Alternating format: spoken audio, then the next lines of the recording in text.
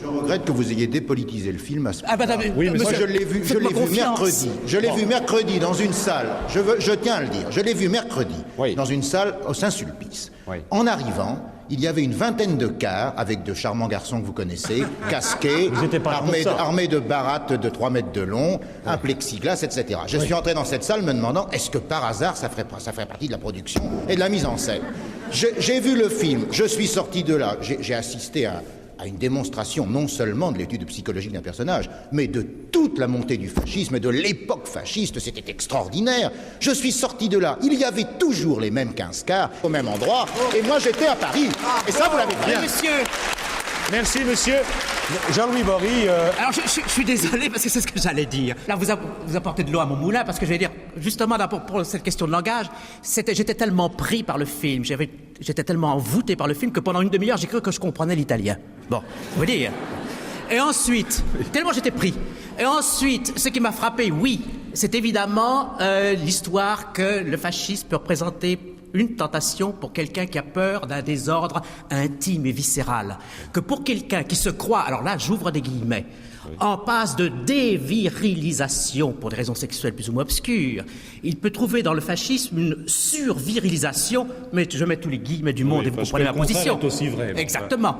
Et il peut trouver une espèce de compensation illusoire, que le fait de porter des bottes, un ceinturon, une matraque, on croit qu'on est un homme, hélas. Oui. Bon, on remplace le zizi par la matraque. Freud vous le dira, mais Freud vous le dira. Comment c'est ça? Alors, il y a ça. Bertolucci l'a très bien vu. Son petit bourgeois, en effet, est obsédé par un problème qui a des racines viscérales, familiales. Il est obsédé par le problème de la décadence. Là encore, tous les guillemets du monde qu'il voit vécu par sa famille, de l'intérieur. Et il se dit, faut que je sois un homme. Par conséquent, je vais m'engager dans ces troupes où j'aurai l'illusion d'être un homme parce que je casserai la gueule à des gens et que je serai fort. Et que j'aurai le pouvoir politique représenté par une police solide. Voilà.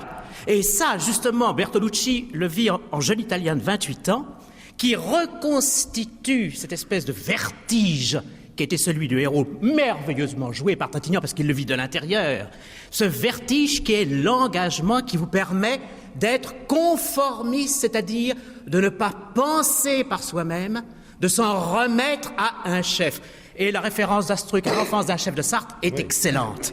Naturellement, c'est le fascisme italien, puisque Bertolucci est italien, et que, historiquement, ça se passe au moment de Mussolini, avec la chute du mussolinisme. Mais il est bien évident, pour que quelqu'un comme Bertolucci, ce n'est pas seulement le fascisme italien, et là, monsieur l'a très bien dit, c'est le fascisme de tous les temps. C'est-à-dire le fascisme, une période où, justement, cette possibilité, ce vertige du fascisme peut se représenter à chaque seconde de la vie de n'importe quel pays en Europe, et même ailleurs hors d'Europe. Oui. Par conséquent, le film ici et le conformisme prend une valeur extraordinaire. C'est-à-dire qu'il y a un danger politique profond à être conformiste.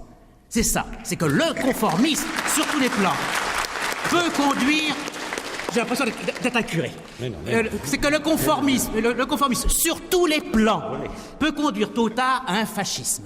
Et ça, c'est très net. Et ça, Bertolucci, c'est le sens du film. Et Moravia l'a très bien dit. Et lorsque la jeune fille a dit qu'en effet, Moravia était d'accord avec Bertolucci, c'est extrêmement net. Oui. Moravia l'a dit pour son époque, avec les moyens de son époque qui étaient les moyens romanesques. Bertolucci le redit dans l'Italie actuelle, où c'est extrêmement vécu et vivant, avec les moyens de son époque, qui est le film. Mon cher Jean-Louis Bory, ite, missa est, si tu me permets, il s'agissait du conformiste de Bertolucci, sur lequel nous aurions évidemment pu parler beaucoup plus longtemps, mais je suis désolé, il nous reste vraiment plus du tout de temps.